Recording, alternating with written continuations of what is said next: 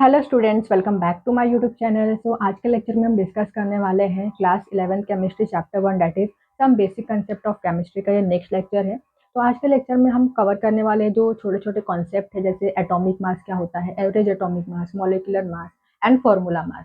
तो चलिए इन टॉपिक को हम डिस्कस करते हैं। तो सबसे पहले हम डिस्कस करेंगे एटॉमिक मास क्या होता है।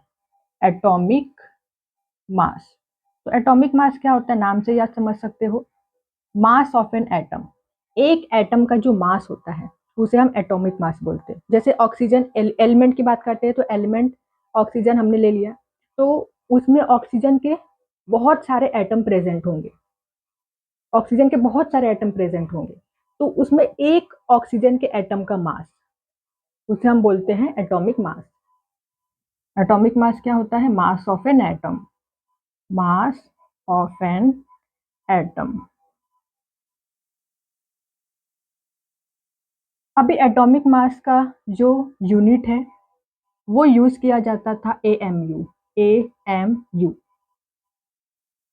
एटॉमिक मास को कैलकुलेट करने के लिए एएमयू का यूज किया जाता था। ठीक है, तो एटॉमिक मास का यूनिट पहले यूज किया जाता था एएमयू, पर आज हम यूज करते हैं यू। यू मतलब यूनिफाइड मास। एएमयू क्या है, atomic mass unit. Atomic mass unit, तो एटॉमिक मास यूनिट ये क्या होता है, जो एटम है, एटम के मास को कैलकुलेट करने के लिए एएमयू का यूज करते थे पहले के समय में, 19th सेंचुरी में। तो एटॉमिक मास यूनिट क्या होता है, एएमयू क्या होता है। So AMU is defined as 1/12 of mass of an carbon 12 atom. 1/12 of the mass of an carbon 12 atom।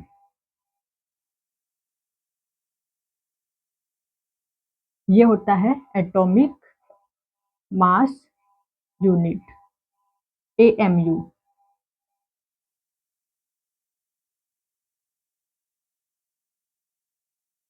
तो पहले के समय में, आज के समय में क्या होता है, जो टेक्निक आ गई है, मास स्पेक्ट्रोस्कोपी है, जिसकी मदद से इजीली हम एक्यूरेटली क्या कर सकते हैं, जो एटम है उसके मास को निकाल सकते हैं।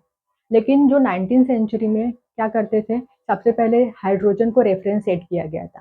ठीक है, अदर एटम के मास को निकालने के लिए। हाइड्रोजन क्या है, सबसे पहला एलिमेंट है, ठीक है, लाइटेस्ट एलिमेंट है, तो उसको एटॉमिक मास 1 दिया गया, उसको रेफरेंस सेट किया गया, और उसकी मदद से जो बाकी एटम है उनका एटॉमिक मास निकाला जाता था। उसके बाद दूसरे साइंटिस्ट आए, उन्होंने ऑक्सीजन को एज ए रेफरेंस सेट किया था। ऑक्सीजन के बाद कार्बन 12 आया, तो कार्बन 12 को रेफरेंस सेट किया गया, ठीक है, उसको फाइनल कंक्लूड किया गया, और उसके मदद से क्या करते थे, जो अदर एलिमेंट थे, जो अदर एटम थे, उनके एटॉमिक मास को निकाला जाता था। लेकिन आज के समय में क्या है, टेक्निक आ गई है, मास स्पेक्ट्रोस्कोपी, जिसकी मदद से इजिली एक्यूरेटली एटॉमिक मास निकाला जाता है। तो यहाँ पर पहले के समय में कार्बन 12 को यूज करके एटॉमिक मास निकाला जाता था। अब यहाँ पर एएमयू की भी वैल्यू होती है। जैसे अगर मैं यहाँ पर बात करूँ, जैसे हमने यहाँ पर लिया है मैंगो, 20 kg मैंगो लिया है, तो यहाँ पर मैंगो का मास का यूनिट भी है यहाँ पर केजी। वैसे ही जो एटम होते हैं, जैसे ऑक्सीजन है, तो ऑक्सीजन का मास होता है 16, यूनिट एएमयू हमने लिख दिया, तो ऑक्सीजन के मास का यूनिट ये है। अब ये जो एएमयू है, जैसे केजी है, तो केजी की वैल्यू होती है 1000, मतलब 1 kg इज इक्वल टू क्या होता है, 1000 ग्राम होता है।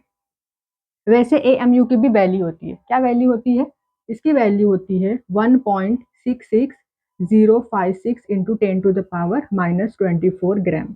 ये वैल्यू होती है एएमयू की। अभी ये वैल्यू कहाँ से आई, ये जो वैल्यू है एएमयू की, ये कहाँ से आई, तो ये यहाँ से आई है, 1/12 of mass of carbon 12 atom. मतलब कि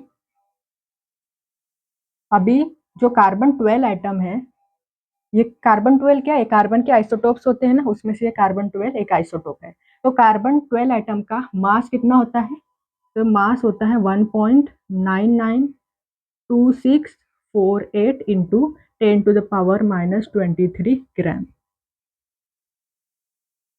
तो यहाँ पर 1.992648 इंटू 10⁻⁻23 डिवाइड बाई 12। तो यहाँ पर आ जाएगा 1.66056 इंटू 10⁻⁻24 ग्राम। तो ये जो वैल्यू है 1 AMU is equal to 1.66056 into 10⁻24 gram. तो ये होती है एटॉमिक मास यूनिट की वैल्यू, that is 1 AMU is equal to this.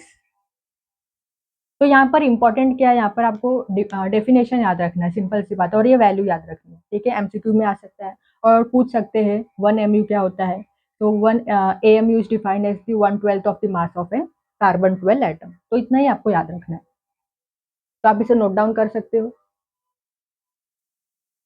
Then next concept is average atomic mass. अब ये एवरेज एटॉमिक मास का कॉन्सेप्ट क्यों आया, तो आपने देखा होगा पीरियोडिक टेबल में बहुत सारे एलिमेंट है जिनके मल्टीपल आइसोटोप्स होते हैं। जैसे कार्बन एलिमेंट की बात करें तो कार्बन के मल्टीपल आइसोटोप्स होते हैं, जैसे कार्बन 12, कार्बन 13, कार्बन 14।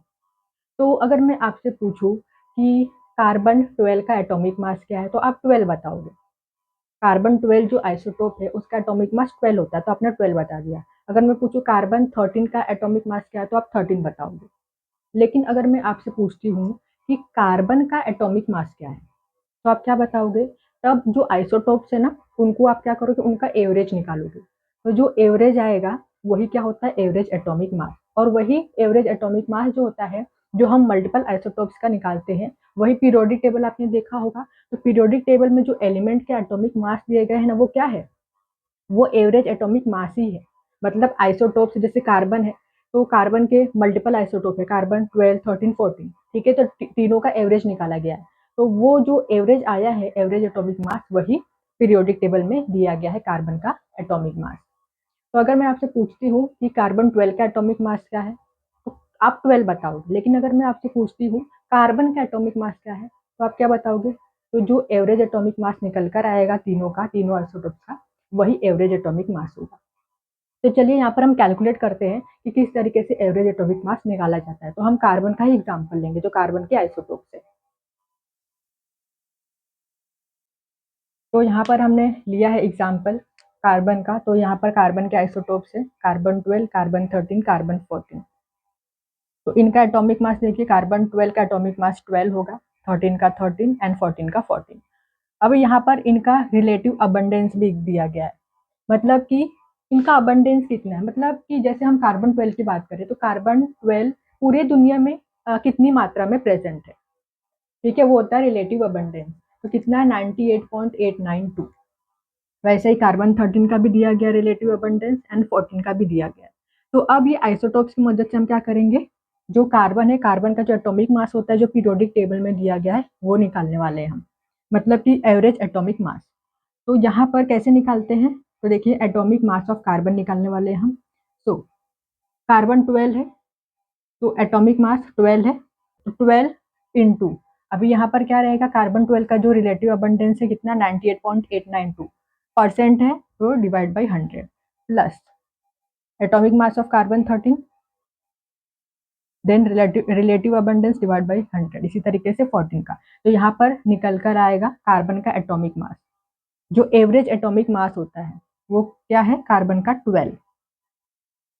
कार्बन का जो एवरेज एटॉमिक मास होता है, जो पीरियोडिक टेबल में कार्बन का एटॉमिक मास है, वो क्या है, 12.011।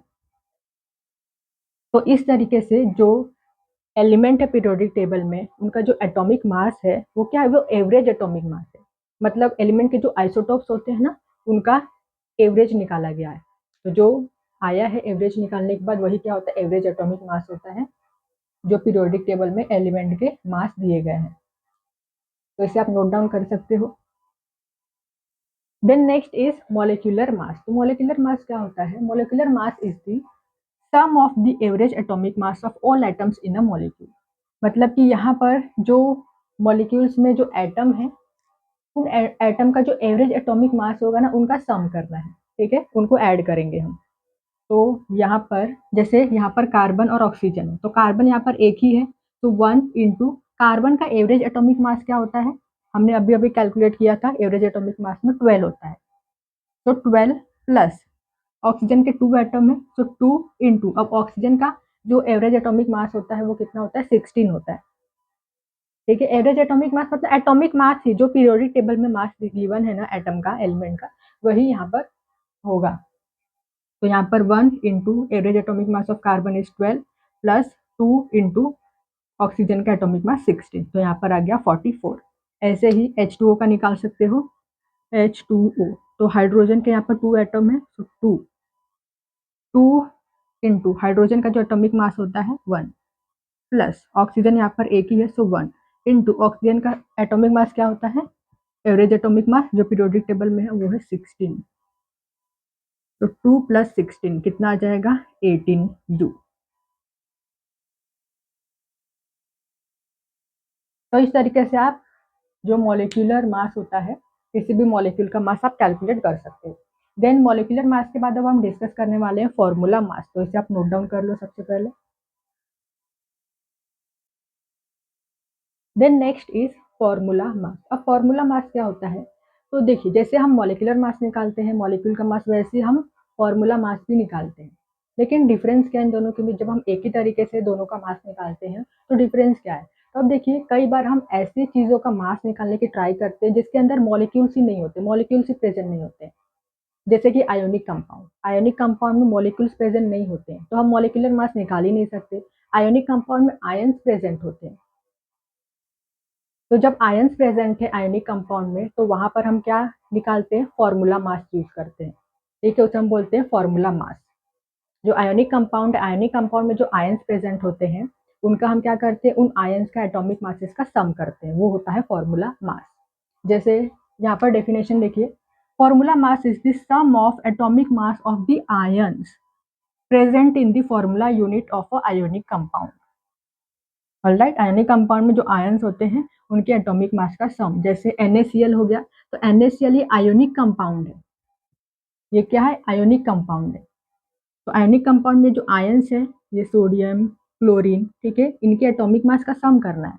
तो सोडियम यहाँ पर एक ही है, सो 1 इंटू सोडियम का एटॉमिक मास 23, तो 23, देन प्लस क्लोरीन, क्लोरीन भी एक ही है, सो 1 इंटू क्लोरीन का एटॉमिक मास 35.5, तो 23 प्लस 35.5 कितना आ जाएगा, 58.5 U।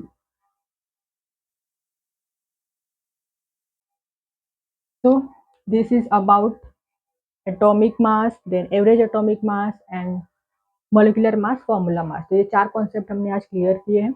आई होप कि आपको ये सारे कॉन्सेप्ट क्लियर हुए हो। वीडियो अच्छी लगी हो वीडियो को लाइक कीजिए, शेयर कीजिए और हमारे चैनल को सब्सक्राइब जरूर करिए। Thank you so much for watching this video.